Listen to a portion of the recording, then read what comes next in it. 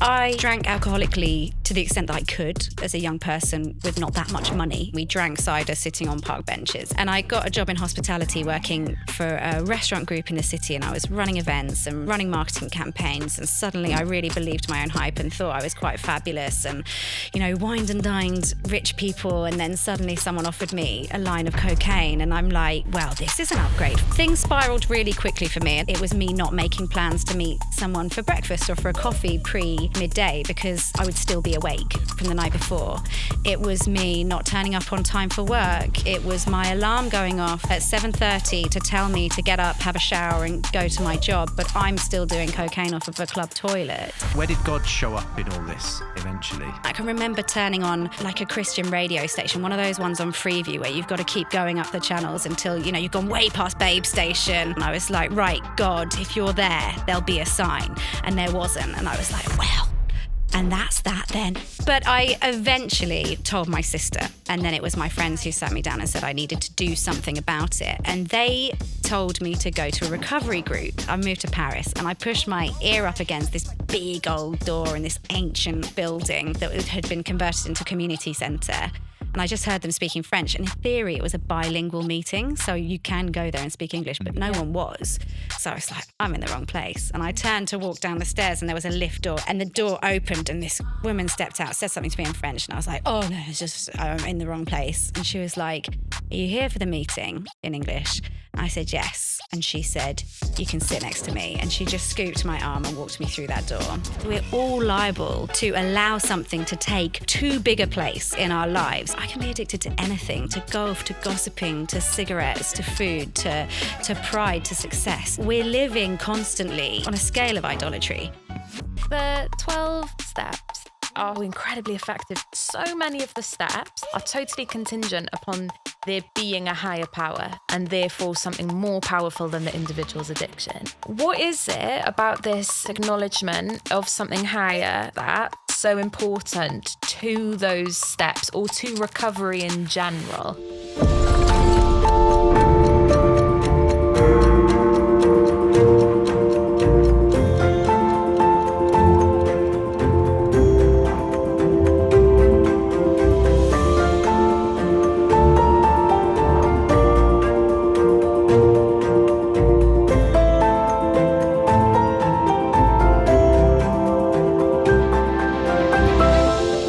Welcome to Re-Enchanting, the podcast from Seen and Unseen, where we look at how we can re-enchant a largely secular, material, post-Christian world with the Christian vision of reality. I'm Justin Brierley.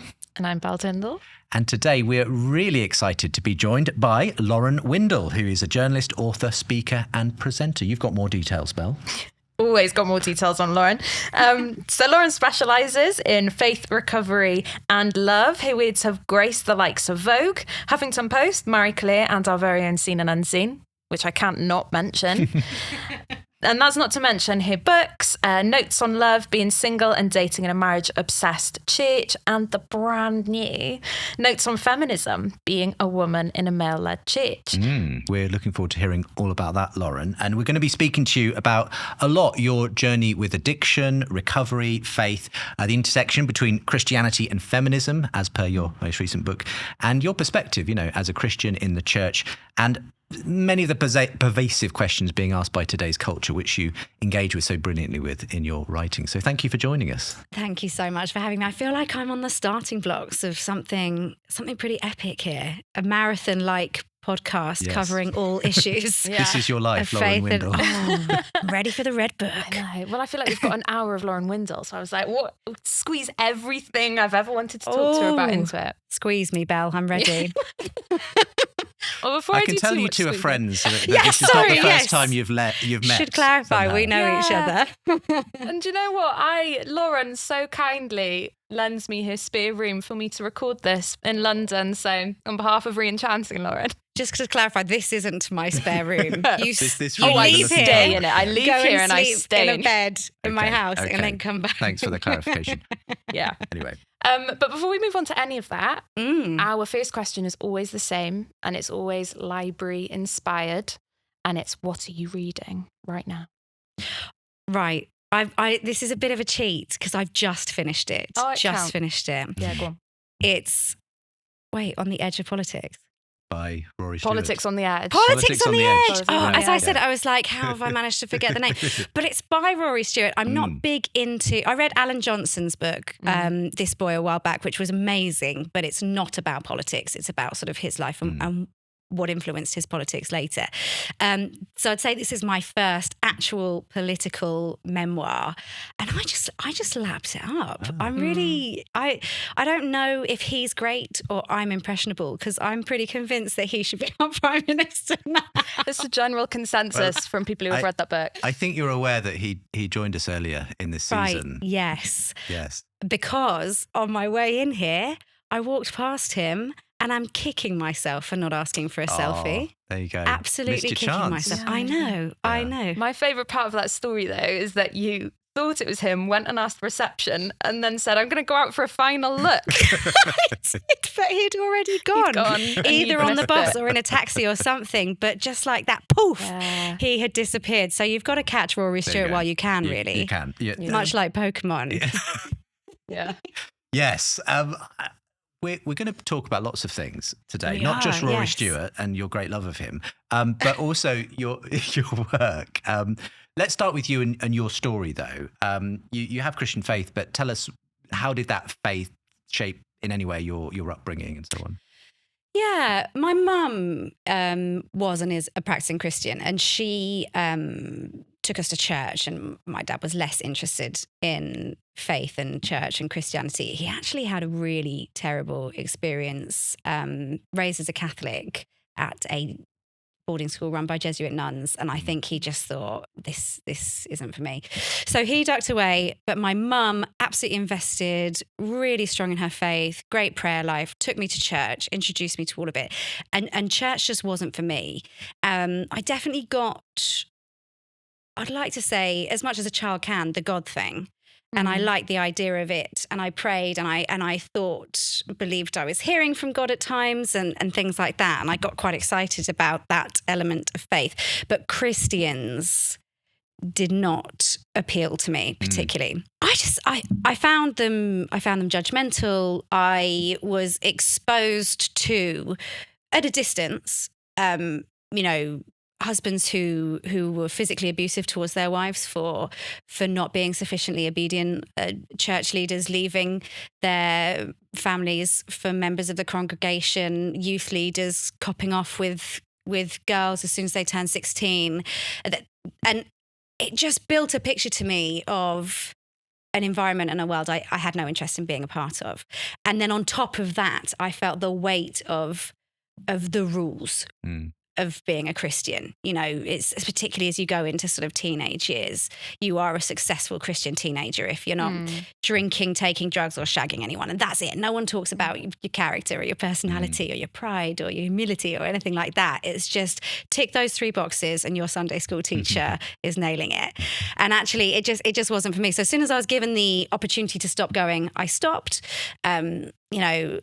Some people would say that created a sort of vacuum into which all kinds of things could flow. But a 13-year-old growing up in London, not in the areas that at that time were gentrified, they certainly are now. So it was a different lifestyle. It was a different time. It was pretty economically deprived, and we drank cider sitting on park benches, and that's just what we did. And that's what really got me. I felt quite sort of socially anxious. So when I was introduced to alcohol, which was really easy to get hold of when I was like 13, 14, it got difficult when I was about 17 because the legislation changed and Challenge 21 came in. So suddenly people were being held far more accountable for what they were serving. But at 13, you could walk into any shop and just order what you wanted and they'd serve it to you. So we just drank loads. And I found that it was a great, not solution, but distraction from social anxiety. And we use terms like social anxiety now, and I speak to kids now and I'm like, oh my goodness, it's like I'm chatting to a therapist or reading pages from The Body Keeps Its Score. I don't know who teaches them these phrases, right? But I would have just been like, oh, I feel stressed, or not even, when it comes to those things. So yeah, alcohol was a decent solution. No one offered me any others. No one talked to me about what it was to feel uncomfortable in social situations, to be desperate to be popular, to be constantly worried about what other people were thinking of you and saying about you, and how to target and challenge that and to feel at peace. So enter booze. Yeah. Enter booze. And you gave a TED talk. What year did you give your TED talk? Do you remember? I gave my TED talk in 2018. In 2018. In 2018, you gave a TED talk called Lessons a Drug Addict Can Teach You. Yes. And where you speak about, I think in that the narrative starts when you're 22, when you had your first line of cocaine. It does. What you're saying is actually, it's not like that happened in a vacuum. There was a trajectory to that. But I've just given you the origin story. You have. You've given us a prequel to your TED talk. Can you tell us a little bit of that story and what was going on for 22-year-old Lauren? Yeah. So I drank alcoholically to the extent that I could as a young person with not that much alcohol around sort of at home or anything, and also not that much money, even though I could buy it. I didn't have a job or anything. So there was only so much around. But then sort of went off to university, student loan. What an exciting time for any young person who's been on a budget until that point. And I was with a long-term boyfriend. We were together for 3 years from 19 to 22. And we drank really quite heavily together. And then I got to the point where we had broken up. I was like, well, what have I got, really? I didn't have any kind of faith. I didn't have the relationship that I put so much of my life and effort into. Really liked drinking, though. And I got a job in hospitality working for a restaurant group in the city, and I was running events and running marketing campaigns. And suddenly I really believed my own hype and thought I was quite fabulous and, wined and dined rich people. And then suddenly someone offered me a line of cocaine. And I'm like, well, this is an upgrade from my White Lightning on Wandsworth Common, So I took it. And things spiraled really quickly for me. And there's a lot of people, particularly those, I would say, without a personal connection to addiction, who see addiction as weakness and moral failing. And I do get that. And I also see that the tide is turning in the way that we talk about addictions and things like that. What I would say is that whilst your initial choice is yours, and it really is yours. You guys, I don't think are teetotal. You've had a glass of wine at some point in your life, right? So you've made that choice, right?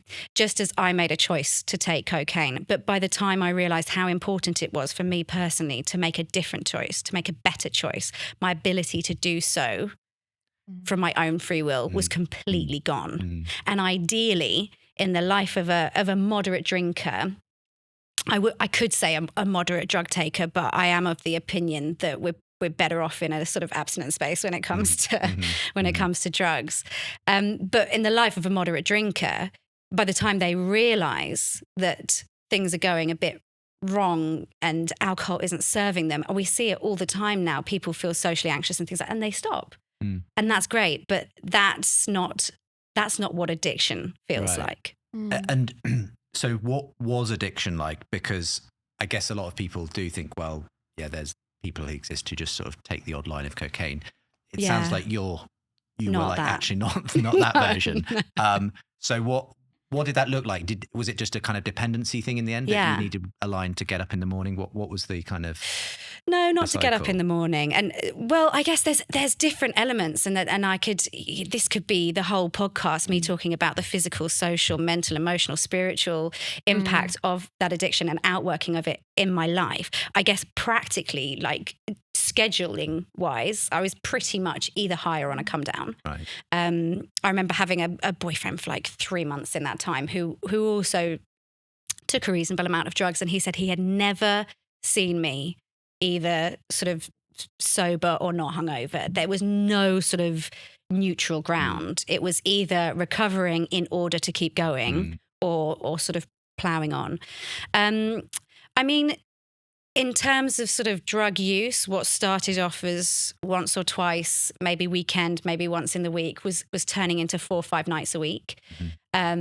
it was me not making plans to meet someone for breakfast or for a coffee midday, because in all likelihood I would still be awake from the night before. It was me not turning up on time for work. It was my alarm going off at 7:30 to tell me to get up, have a shower and go to my job, but I'm still doing cocaine off of a club toilet. And actually it's funny because there are loads of people in the media who talk about cocaine addiction. You know, there are loads of celebrities. Back when I got sober, it was just Russell Brand who spoke about anything along those lines. But there are so many people who speak about it now. But they don't go into the level of nitty gritty that you would need to really associate it with the desperation that it is associated with. You know, and I remember one friend to me being like, "Oh, hon, it's actually kind of fabulous. It's a bit Lindsay Lohan." And there's a kind of almost a romanticism that often gets given to that. And what that I'm sure hides is actually just the absolute squalid nature of it. And there's this hierarchy within addicts as well, which it infuriates me, is that the cocaine addicts think that they're better than the drinkers, you know, it's quite sitting classy. there exactly.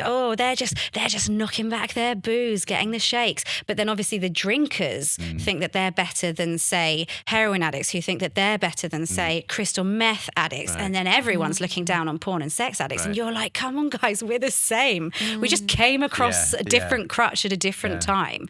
You know, like it could be any of those things. We're all liable to allow something to take too big a place in our lives. And there's it's too long for me to have remembered it all the way through, but there's a quote from the Ragamuffin Gospel, which is Brennan Manning's book, which is so good. And it's like, it's basically like, I can be addicted to anything, to golf, to gossiping, to cigarettes, to food, to pride, to success, to, you know, all of this stuff. And actually, like, we're living constantly, speaking in Christian terms, on a scale of idolatry.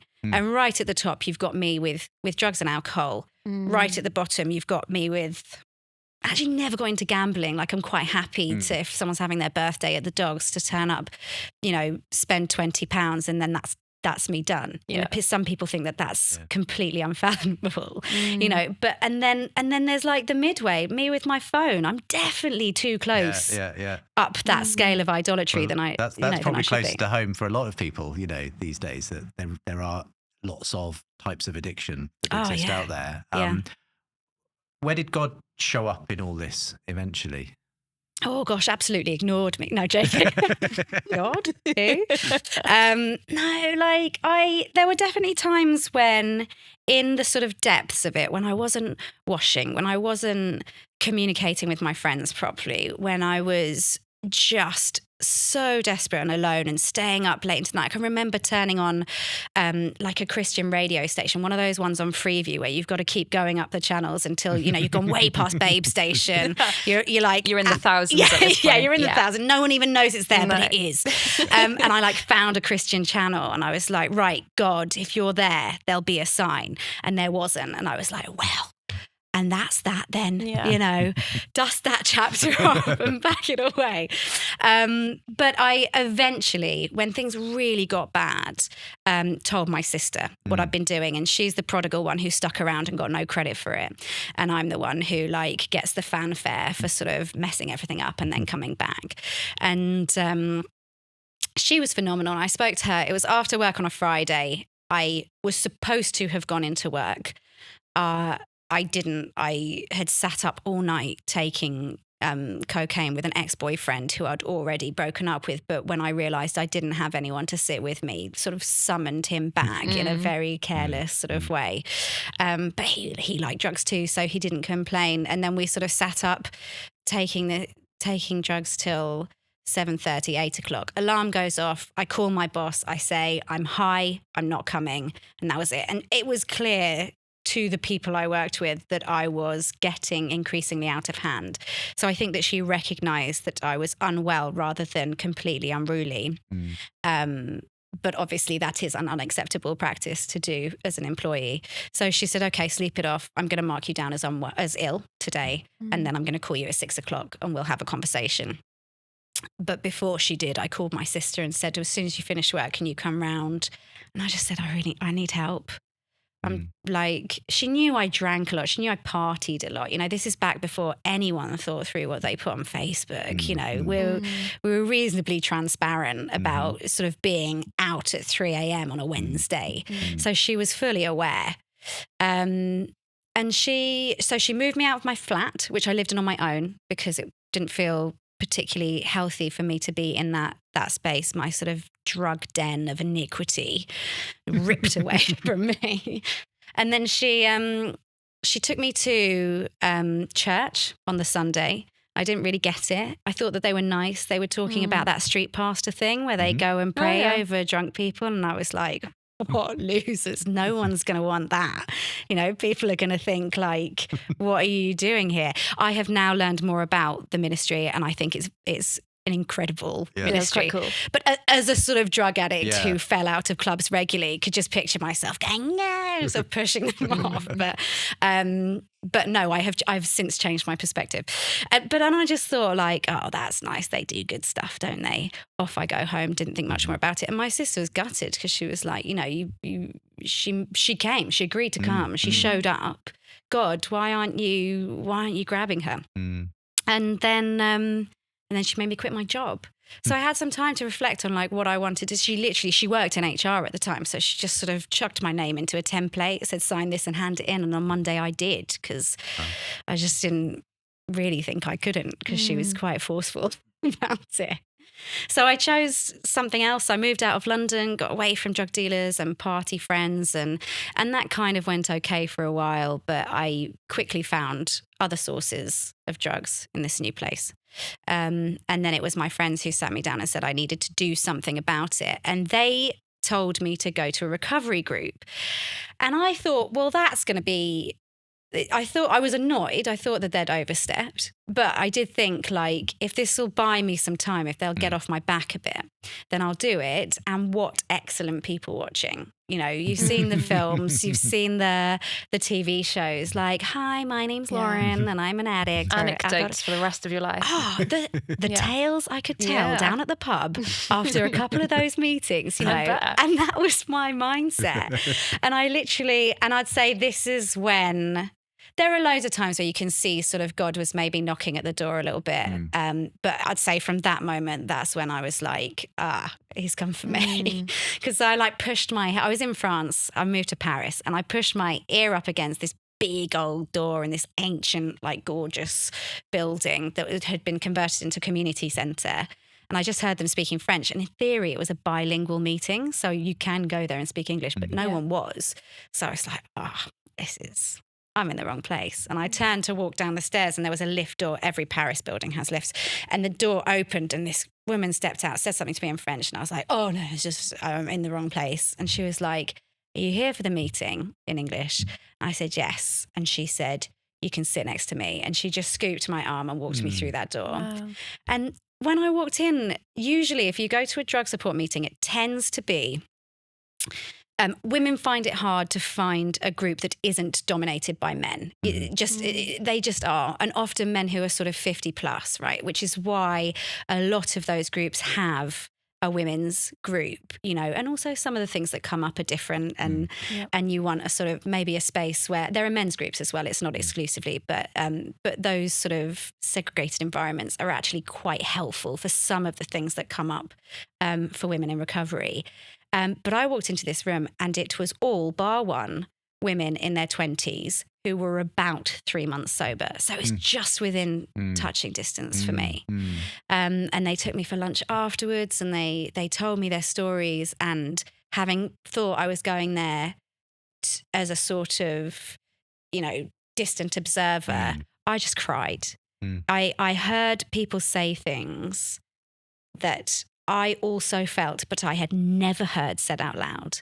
And when you are in a place where you feel so alone, so desperate, so isolated, when you think that this is what life will be like for you from now on, and basically it's a choice of keep going as you are or die, and you think it'd probably be better to die because you're going to die anyway, but you'll have to go through 40 years of agony to get there. And that's, you know, and it's scary to say things like that out loud. And people feel like when they're actually in that place, they literally can't say it out loud because someone's going to activate some sort of panic station, and you'll have, you know, an ambulance outside your door, or your mum on the phone, you know, like whatever. They'll, you know, people naturally have to act on those kinds of statements. But in that space, you can kind of say it and people go, oh yeah. And that is such a relief, you know? Yeah. The 12 steps are so interesting for so many reasons, not least how incredibly effective they are is incredible. But also they're so contingent. So many of the steps, I don't know how many, but I'm guessing the majority, are totally contingent upon there being a higher power, there being something bigger than the individual, and therefore something more powerful than the individual's addiction. It underpins every step. I think it's specifically mentioned in 3. Right, okay. Off the top of my head. Yeah. There are some people who've literally memorized that book and who can tell you inside out. So if I've got that completely wrong, then I'm sorry. But I've worked the steps 3 times, and I think that they are incredibly effective. I think that there is some pushback against Alcoholics Anonymous and 12-step based programs which are inspired by Alcoholics Anonymous, of which there are now many. Okay. And then there's loads of offshoots. You've got your OA for overeaters, GA for gamblers, SLA for sex and love addicts, NA, MA, CA. You know, there's absolutely millions. But and there is pushback, particularly because you can't have an organisation that size that doesn't make we go to church, you know, that doesn't make mistakes. And mistakes have been made at times in its history, and there are individuals who get it wrong. But actually that framework, which was based on the Christian faith and based on a biblical principles, and has since had specifically Jesus and Christianity stripped out of it, is absolutely phenomenal in many ways. It's not the only path to recovery, though. I don't believe that people who don't go back to AA will not be able to get sober, and I think that's a really damaging rhetoric. But for people who invest in it, I truly believe it works. So from both your personal experience, but also your expertise, because you are an addiction specialist as well. Just putting that in there. You know your stuff. What is it about this knowledge, this acknowledgement of something higher, a higher power? I suppose if you're a Christian going in, you'd call it God, but they don't, do they? Why is that so important to those steps or to recovery in general, do you think? I mean, there's something mystical about faith, isn't there? So when the 12 steps were designed and worked by the sort of first 100 people to go to Alcoholics Anonymous, and they are the people who contributed to the writing of the book, which they use as their sort of core text. Christianity was just given 1930s America, or, you know, everyone went to church. What was in people's hearts was a different matter, but culturally, of course, something like this would incorporate a spiritual element. It's funny how it still feels relevant today, and no one's updated that textbook. There's a chapter addressing the wives, because it's obviously only a male problem. Right. Oh, wow. Wow. And it's, you know, and it feels a little bit like you're sort of been transported into a really grimy offshoot of Mad Men at times, you know, where they're like talking about the stuff that the gentlemen get up to when they go traveling on their sales calls and things, and you're like, okay, yeah, got it. But actually, like, people don't want to mess with it. People feel very protective of it, even though it's very dated, because it works so well. And as a consequence, they haven't stripped out what is just biblical effectively within it. And why it works, I could venture a guess, and plenty of people who have worked this kind of program or something similar, I'm sure would have their own perspectives on it. But I think that without it, I don't know how you'd reinforce the submission required for effective recovery, because the foundation of it is that I'm not the higher power. And if you believe you are, then you're kind of trapped in this. You effectively have the final say. You control everything, and the stress of that. Like, my goodness, yeah, let's drink. Because I suppose what you said earlier about by the time you get to that point, you don't have the willpower to make the right decision. That was way back there. So then, if you're believing that you are the ultimate power of your own life, you're thinking, well, then I'm doomed. That's it. You know, you've seen how it happens, how it works when you are in charge of the decisions. Right, yeah. You know, like, if I was CEO of my life, the board would be calling a meeting, you know, and that's it. But it's good to, it positions you in a place of service, in a place of submission.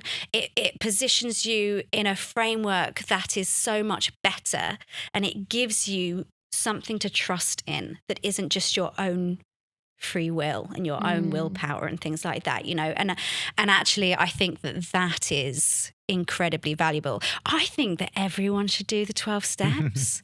I really do. I think that the sort of process of, and that's what the TED Talk was about, basically, lessons a drug addict can teach you, is, you know, the process of identifying that you kind of make a mess when you're left to your own devices, that it's valuable to submit to a higher power, to hand over to that higher power, to take stock of where you've been wrong, you know, where you've made a mess of things, to identify what the underlying character defects are that led you towards wanting to sort of compensate and make those decisions, or find love and attention in that way, or bury yourself in that thing.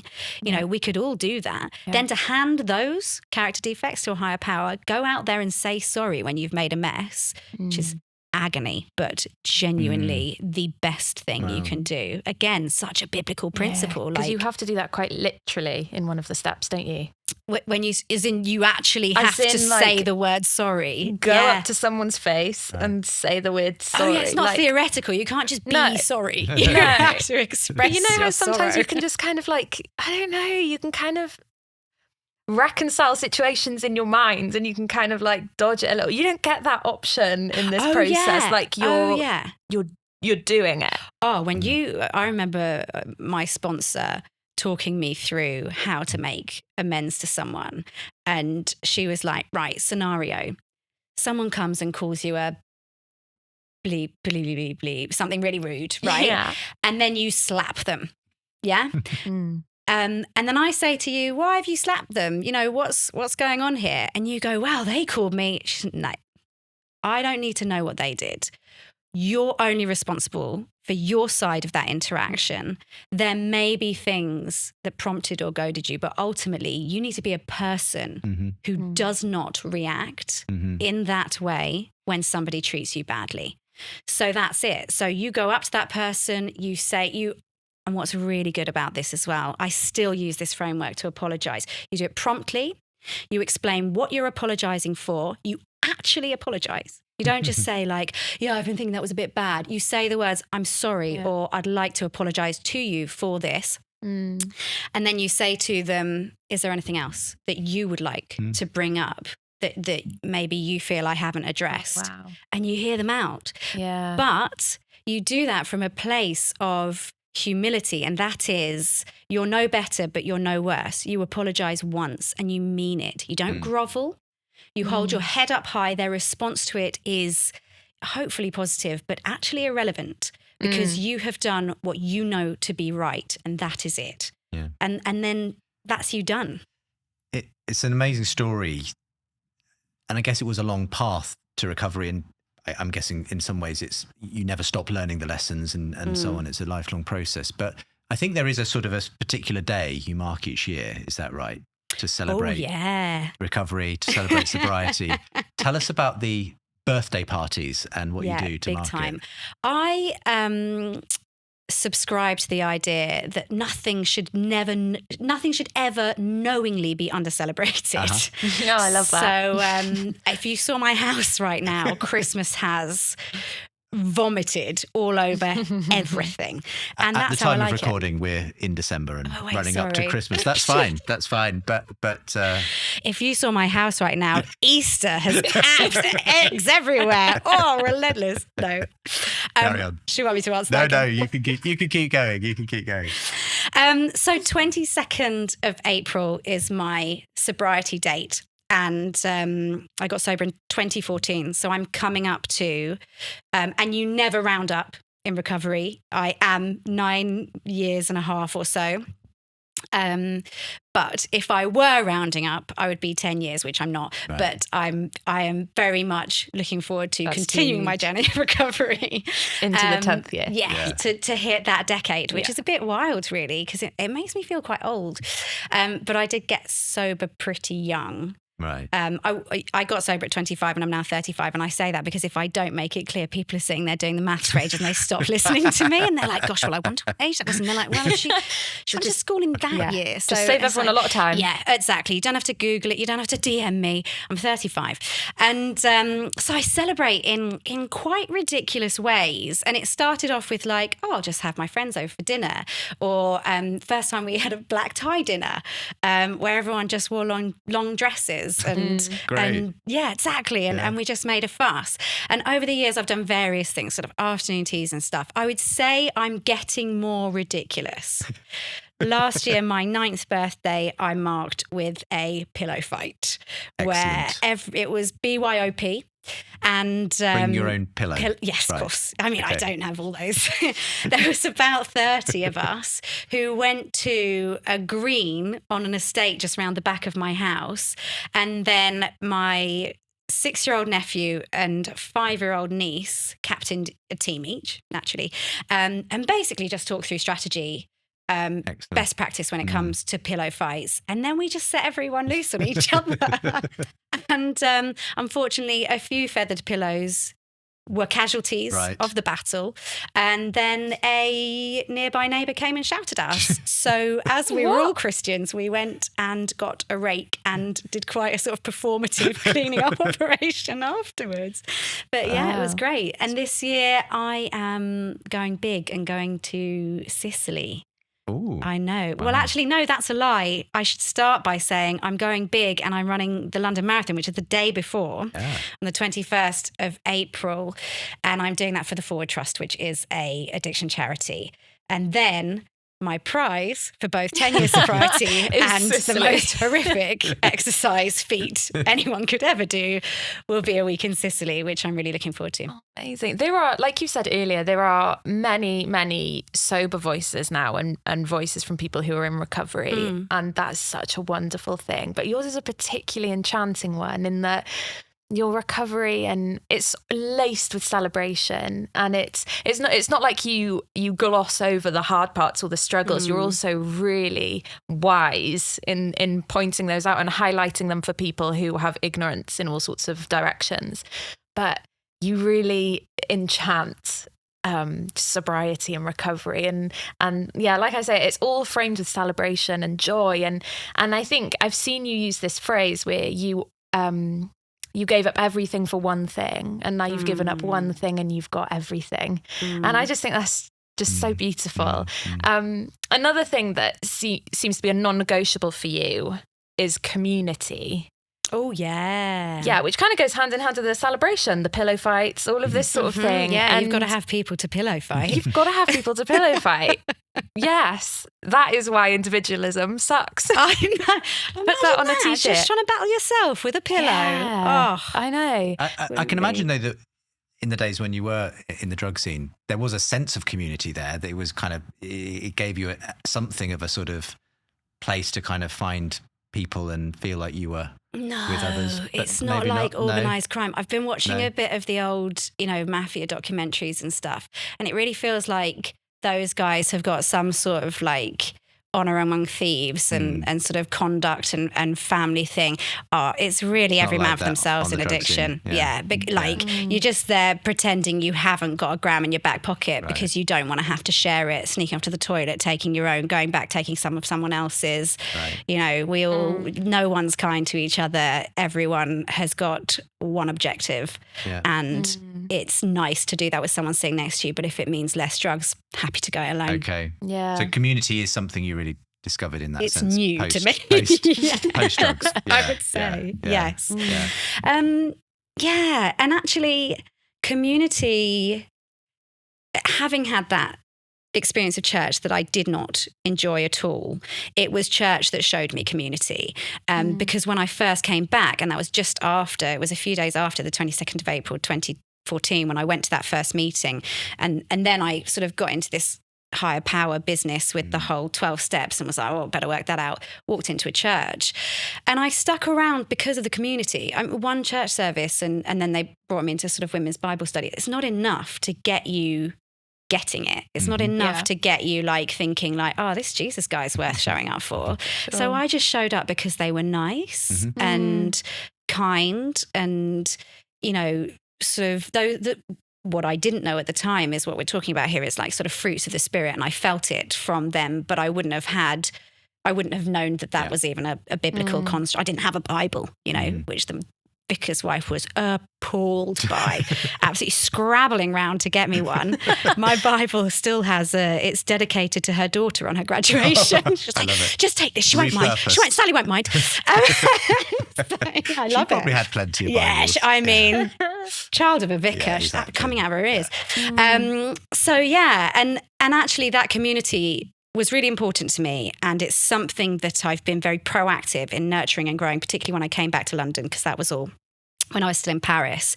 And actually I think I've probably kicked up my efforts post-COVID, but I do a lot of bringing people, particularly Christians, together, and it really matters to me. But actually even sort of I find it frustrating when we talk about sort of like networking and entertaining and the things that are kind of a bit bells and whistlesy and also really only accessible to you if you have the space, the money, the capacity. If you're in sort of crisis and you want to be a part of a community, you don't throw a dinner party or go to a networking event, do you? Right. Sure. But actually, you know, we see sort of that as hospitality. We see the sort of elaborate inviting of people over and taking their coat and what playlist should we put on, and oh no, we'll grab the place, you just sit, are you having tea or coffee, you know, all of that, when actually that's entertaining. It's not hospitality. Hospitality is that I have a key safe within reach of my front door that about 20 people have the code for, and they can literally just show up, and if there's food in the fridge, just chuck it in the microwave. I'm not putting your dish in the dishwasher, you are. And we can battle it out over what goes on the telly, and you can't tell me off if I sit and play Candy Crush while we watch it. That is hospitality. That's community. That is creating an environment where people don't feel like a guest, they feel like they're home. Yeah. And that, I think, is so important, both for single people, which I researched a lot when I was writing the first book, Notes on Love, and that became very apparent that there were lots of people in the church who were single and lonely. And I don't think that as a Christian, those two should come together. And that is a reminder to the church that it often fails in that way. They can do kind of nice entertaining, as you say, but to call somewhere home is a bit different. It's about having the key to the front door. And that very much is not on church leaders. Yeah. They can prompt us, they can remind us, they could, you know, chuck it out there once every 6 months or 4 months or whatever. But each and every one of us can extend an invitation, or even if you don't have space where you could bring someone into your home, can go for a walk and grab a coffee, can do something that feels very casual. It's not even doing something, it's just being with someone, you know, and that's us individually to tackle. We want to come on to talking about your book in a moment, Notes on Feminism, Being a Woman in a Male-Led Church. But just before we sort of finish talking about, you know, the recovery and so on, classic interview question, but what would you say to your 22-year-old self now if you could go back? I love a cliche, Justin. Go on then. I was hoping you'd bring me one of those. Yeah. What would I say to my 22-year-old self? I would say that it gets better, you know, and actually that was such a dark time for me. And I would want I would want myself to know that it gets better. But I guess if I was trying to, I don't regret the past. This is a recovery phrase. Don't regret the past, nor wish to close the door on it. And I am in that place. So would I derail myself back onto the rails, as it were? Would I stop that trajectory? I don't think I would. I believe God had a better, more straightforward path for me to have relationship with him. But I am where I am, and I'm proud of where I am. Right. So I think I would encourage myself to keep hope, but I don't know if I would stop myself. Interesting. What I would say to somebody who is on the cusp of that now, which is a slightly different question, is that you must ask for help. Right. Do not leave these things like hidden in the darkness, because they feel bigger, they feel insurmountable. It feels like death is preferable, and actually that is not a place that anyone should be in. I know thousands of people in recovery. I don't know anyone who achieved it in isolation on their own. Asking for help. There are charities like the Forward Trust that I'm doing the run for. There are church programs, Celebrate Recovery, the Recovery Course, Steps, Star Recovery. There's loads of them popping up that will work a sort of recovery framework with you in a Christian sense. If you're not a person who likes the idea of a spiritual element, there's Smart Recovery, and then there's all of those anonymous meetings. You know, there are people out there who are desperate to reach you, to share what they've got with you. And I truly believe that we should never leave a man behind. So anything that I can do to facilitate that, I've got a load of links on my website. I reply to DMs from people if they're genuinely asking me about recovery, and not just like, Bitcoin. Hey, you want 5,000 followers, pay me this much, you know, but like real messages from real people, you know, all of that stuff. I'm busy. I've got loads of stuff on, but I would drop anything for an addict. And that, I think, is how the majority of people in recovery feel. Yeah. Oh, there are so many people, innumerable people, who are just so thankful for you, for everything that you are. And as someone who has a key to your front door, yes, I'm one of them. There you go, key to my front door. Oh my gosh, don't share the code on the podcast, or you'll have a lot of people coming around. Yeah, so the addresses. No. I always remember when Bob Goff put his phone number in his book. Right. Yes. I never text him. Maybe I'll go back and text him. Maybe you should. I think maybe you could sneak yours into your new book as well. Just put my phone number in it. That was just my very awkward way of trying to segue into talking about your new book. I like Bob Goff. Also have a book. Thank you, Belle. You do. Notes on Feminism. And what is really interesting about your book is it's notes on feminism, being a female in a male-led church. So it's from within the church. Yes. So Christianity, when it first sort of bubbled up, before it was kind of tangled with any kind of form of power, it was like way back. Jesus, like we're talking first century. Great, we're talking way back. Yeah. It was kind of dismissed as the religion of women, children, and slaves, and it was kind of like, because that's who we're gravitating towards it now. Imagine that with all the freedoms that Jesus afforded them. Imagine. So weird that they actually really resonated with that and thought that was someone worth following. Exactly. Wild. But now, yes. But now it's perceived as the opposite. It's the white man's religion, and actually it's a bit of it's perceived to be a bit of a hostile place for a woman to be. So your book, why is Christianity, why is it good news for women from within the camp? Yeah, and you haven't asked the question that is the cliche question, like why did you write the book? Yeah. But effectively, I feel like Louis Theroux and the commissioning producers for Netflix have done the dirty on Christianity, because I'm just watching documentary after documentary of effectively cults or very vicious groups of people who are making these wild statements about people's place in the world, particularly women. You see these sort of like multiple marriages and subjugation and one sort of male leader, you know, and in the name of Jesus. And it is infuriating.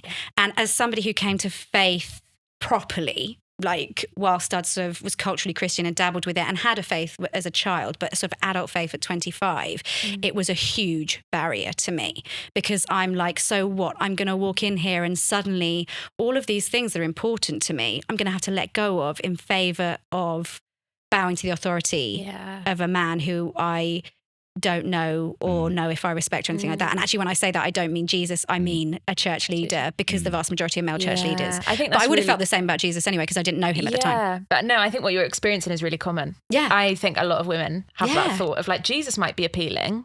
But do I really have to give up? What about the whole all of my empowerment for him? Exactly. So I do believe that is a misconception. If you look in the book, I did a sort of chapter which was literally what the world said at the time, because context is so important, about women versus what Jesus said about women at the time. And it's just like example of times where he championed them, where they were invited into spaces that they weren't classically welcomed in, where he gave them space, he gave them dignity, he honoured them, he respected them in ways that were absolutely remarkable. And like, as you say, like a little bit weird maybe to the sort of powerful men of the time, because why would you invest your energy in people with so little influence? But that's not Jesus, right? And we see that across the board. And I think it's just a shame that people think it's either or, that people think that they have to choose between championing, celebrating, listening to women and Christianity, because when Christianity is done right, it only affords more respect to women than classically is. Yeah. How did you eventually sort of come to terms then with these feelings that you had as you entered the church of what do I have to give up and so on? And what I suppose, you know, do you kind of wear the label feminism, feminist, and how does your faith inform that, if so? Yeah, I think it depends on who's asking. Like, who could ask where you'd say no? Who could ask where I'd say no? I definitely play down the extent to which I like the label in order to get some people on side. Right. Sure. But I also... Just because it sometimes for some people comes with a certain baggage, that's basically. it. Shut us down, you know, like, oh, she's a feminist. All right, then. Well, you know, she's not doing her bit for keeping the women's Gillette razors sales up. And, you know, and is it even environmentally friendly to burn your bra? And then that's it. And that's the conversation done. But, you know, obviously feminism is about so much more than that.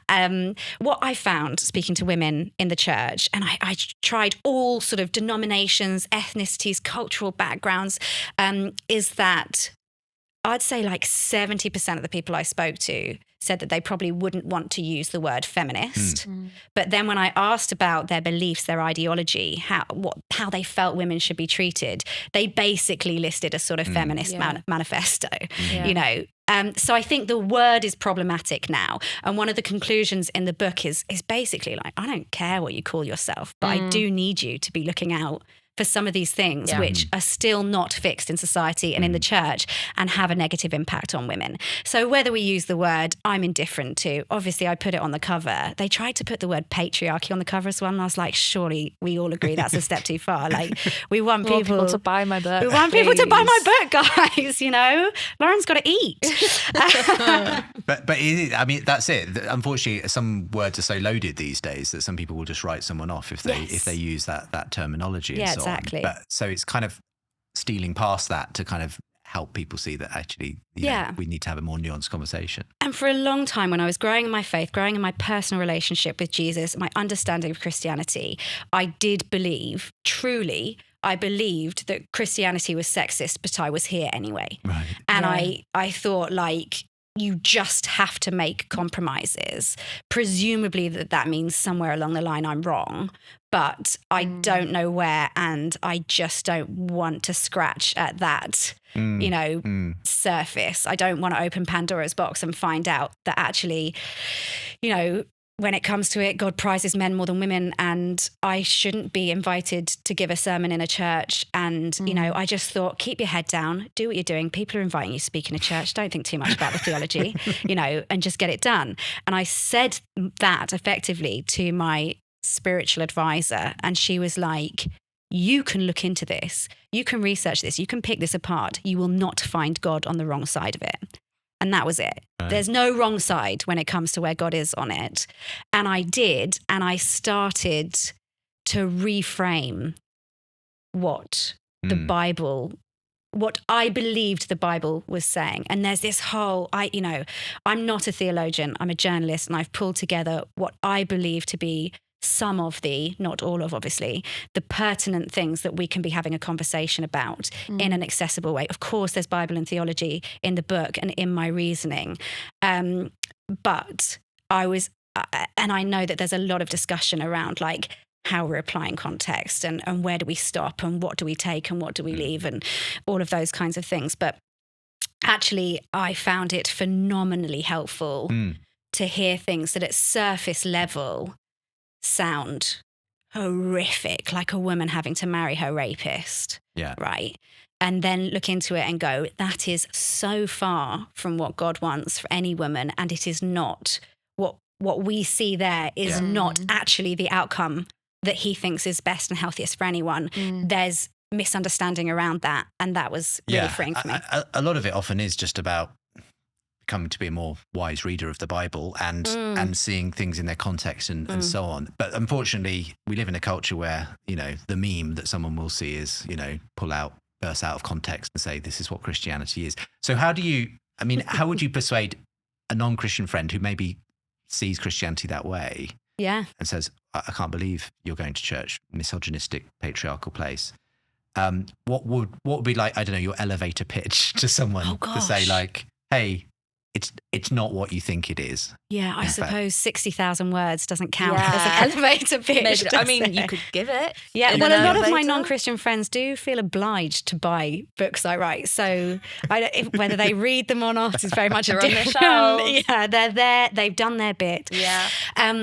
I would say that Christians, don't let Christians ruin Christ, is what I would say. That's a great phrase. It's so easy for people to come at the Bible, I don't want to say with their own agenda, because I believe a lot of people who don't agree with me on issues around women in the Bible do so from a place of truly wanting to respect what the word is. And I would rather, I would go to a church where women weren't allowed to lead. I don't see that as a sticking point.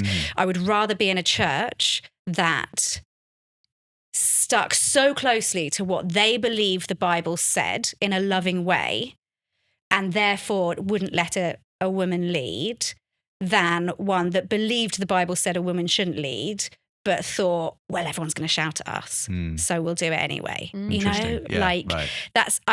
I've got a friend who is gay, who's same-sex attracted, and his stance is he goes to a church which wouldn't marry him, even though there are plenty in London that would, because he says, my primary is incredibly solid and robust theology, and on everything other than that, I agree with them. Interesting. So I don't want to go somewhere that compromises on my faith, and we just live knowing that we mutually disagree, and that's okay, So it's that's for me it's a very mature way of approaching it, in the sense that it's easy to live in a culture where, we cancel someone because they don't agree on every aspect. But if you're describing essentially what it is like to live in a community where you do get diverse opinions, but yet you can still live alongside someone and see the thing that's bigger than the things that divide us. And that's kind of rare in our culture, sadly.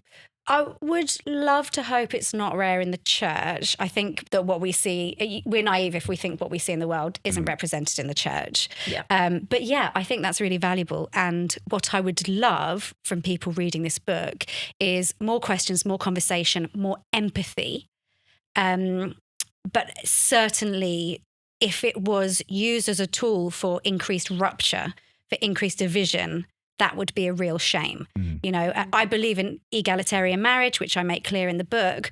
But for me to say that a complementarian model of marriage, so egalitarian would be where a husband and wife are equally responsible for making decisions, and it is purely collaborative. Whereas a complementarian relationship would see, to different degrees, depending on the couple and where they stand, the man as the head of the house, and ultimately the buck stopping with him.